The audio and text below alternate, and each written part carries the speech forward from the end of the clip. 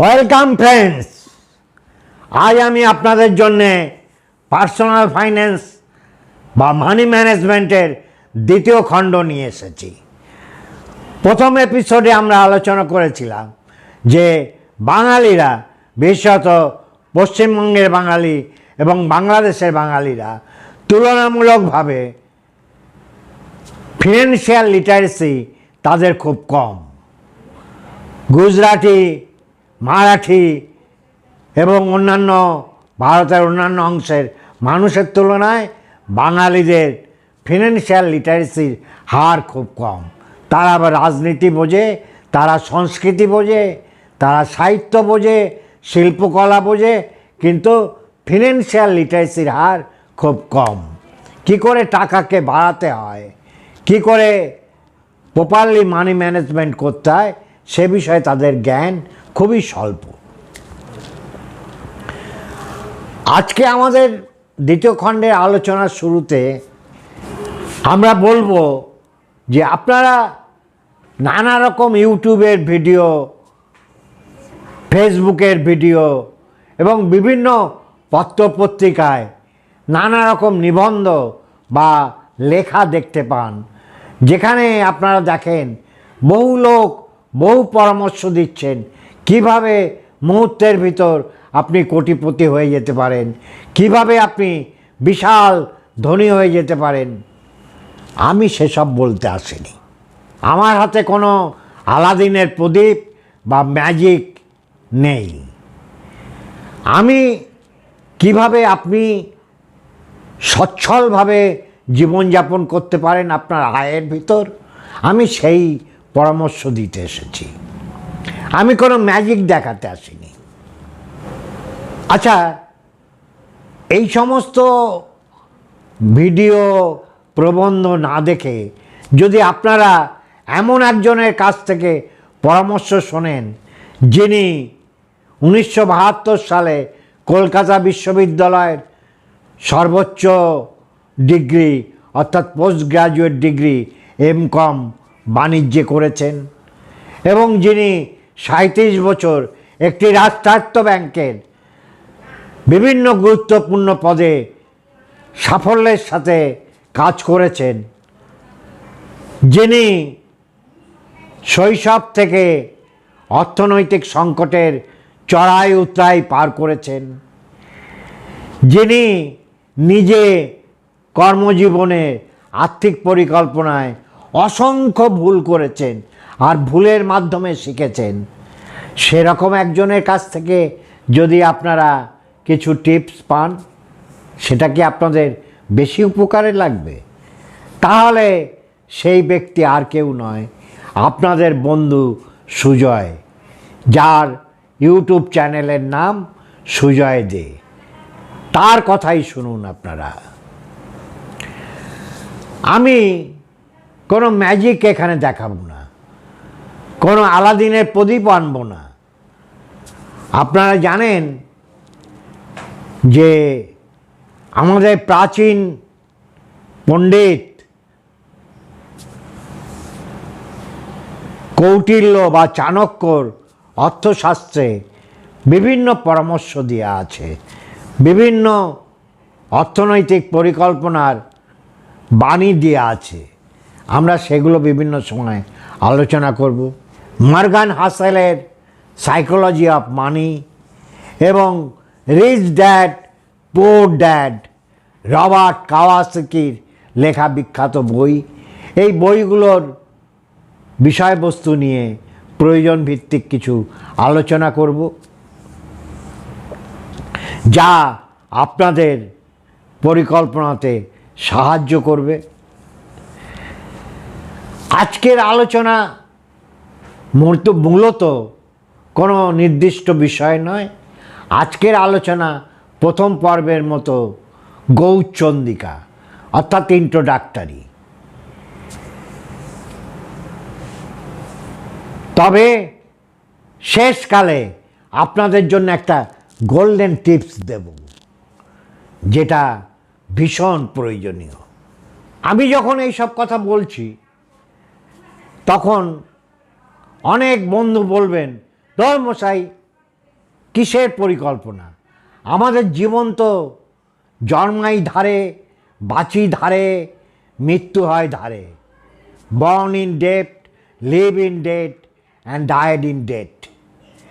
আমাদের তো আয়ের থেকে ব্যয় বেশি, আমরা কি পরিকল্পনা করব?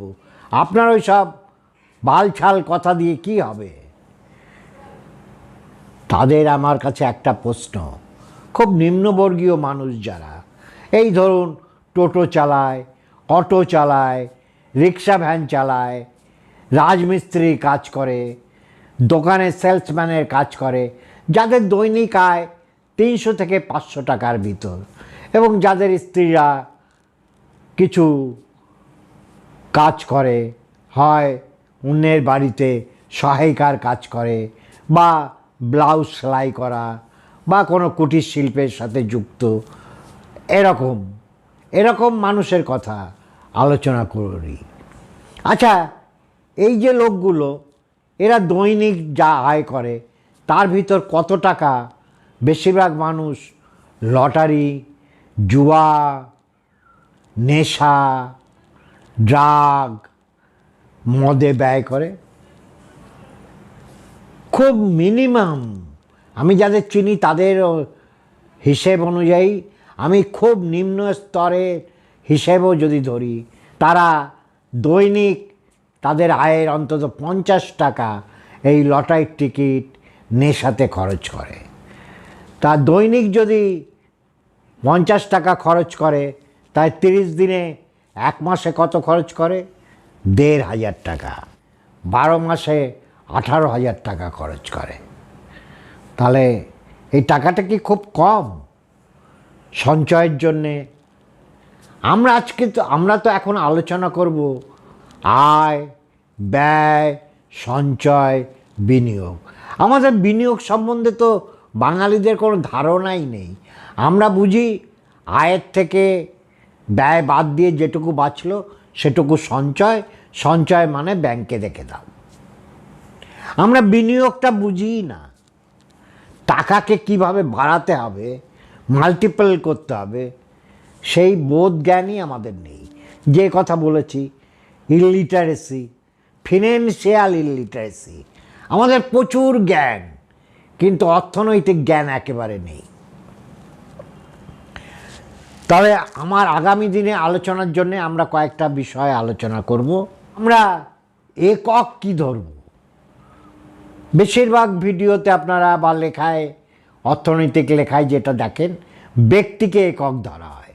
তা আমরা ব্যক্তিকে একক ধরব না, আমরা পরিবারকে একক ধরব। কেননা এখন আর যৌথ পরিবার নেই। স্বামী, স্ত্রী, সন্তান, খুব বেশি হলে নির্ভরশীল বাবা মা, অর্থাৎ নিউক্লিয়ার ফ্যামিলি। পরিবারের আয়তন 2 থেকে খুব বেশি হলে 6।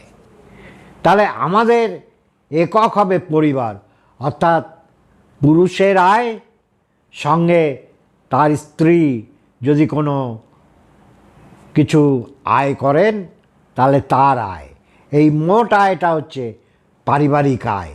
তাহলে আমাদের এখানে একক হচ্ছে পরিবার, অর্থনৈতিক একক পরিবার। 2 নম্বর, আমরা আলোচনা করব 4টি ভাগে। অর্থনৈতিক অবস্থা অনুযায়ী আমরা 4 শ্রেণীর মানুষকে ভাগ করেছি, এবং তাদের অনুযায়ী আমরা বিভিন্ন পরিকল্পনা দেব। 1 হচ্ছে 20,000 টাকা পর্যন্ত আয় প্রথম ধাপে। দ্বিতীয় ধাপে হচ্ছে 20,001 টাকা থেকে 50,000 টাকা। তৃতীয় ধাপে 50,001 টাকা থেকে 1 লাখ টাকা মাসিক আয়।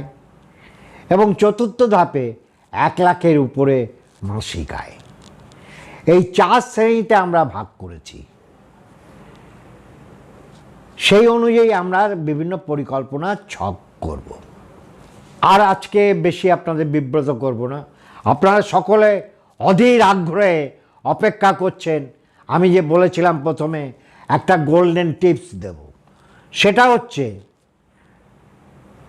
প্রত্যেককে লাইফ ইন্স্যুরেন্স করতে হবে। উপার্জনশীল হওয়া মাত্রই 20 থেকে 25 বছরের ভিতর মানুষ সাধারণত উপার্জনশীল হয়ে যায়। 20 থেকে 25-এর ভিতর উপার্জনশীল হলে প্রথম কাজ হচ্ছে লাইফ ইন্স্যুরেন্স করা। এখানেই একটা টুইস্ট আছে।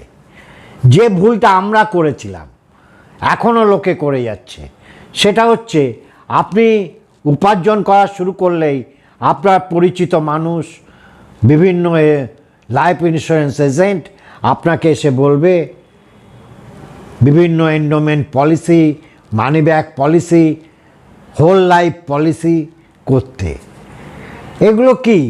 এগুলো আমাদের সময় যেহেতু আমাদের মাইনে খুব কম ছিল, উপার্জন কম ছিল, আমরা 10,000, 20,000, 50,000 টাকার লাইফ ইন্স্যুরেন্স করতাম। তার প্রিমিয়াম সেই অনুযায়ী প্রচুর বেশি ছিল। এখনকার যুগে আপনাদের আয় বেশি, আপনারা কেউ 2 লাখ, কেউ 5 লাখ, কেউ 10 লাখ টাকার লাইফ ইন্স্যুরেন্স করবেন। এবার ধরে নিন, টুইস্টটা বোঝার চেষ্টা করুন। ধরে নিন আপনার ইন্স্যুরেন্স করার পরে 2-1 বছরের ভিতর অকাল মৃত্যু ঘটল। আজকাল জীবন পদ্ম পাতায় জল, মানে কেউ বলেন কচু পাতায় জল, অর্থাৎ হার্ট অ্যাটাক, ক্যান্সার, বিভিন্ন করোনার মতো সংক্রমণ রোগ, ডেঙ্গু, আর এর ছাড়া পথ দুর্ঘটনা তো প্রতিদিনের ঘটনা। তা কে কবে বাঁচবে, কে কবে মরবে, এর কোনো নিশ্চয়তা নেই। জীবন একেবারে অনিশ্চিত। তাহলে আপনার আয়ের উপর যারা আপনার প্রিয়জনরা নির্ভরশীল, তাদের ভবিষ্যৎ কী?